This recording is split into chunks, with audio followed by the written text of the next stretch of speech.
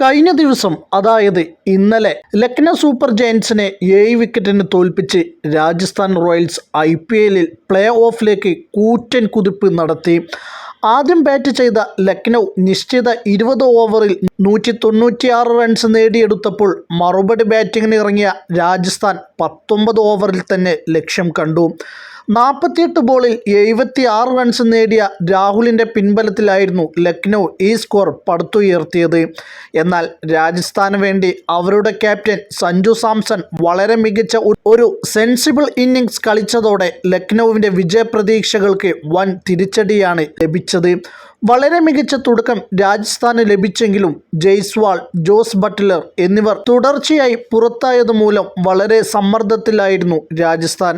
എന്നാൽ one down ഇറങ്ങി സഞ്ജു 33 പന്തിൽ 71 റൺസ് ലക്നൗ ബോളർമാർക്കും ഒരു പഴുതു പോലും നൽകിയില്ല. 34 പന്തിൽ 52 റൺസ് നേടി ധ്രുവ് ജൂറലും സഞ്ജുവിന് വളരെ നല്ല പിന്തുണയാണ് നൽകിയത്. ഇന്നലെ സഞ്ജു നടത്തിയ സഞ്ജുവിൻ്റെ ബാറ്റിങ്ങിനെ കുറിച്ച് നിങ്ങൾ നിങ്ങളുടെ അഭിപ്രായം കമൻറ്റ് ബോക്സുമായി രേഖപ്പെടുത്തൂ.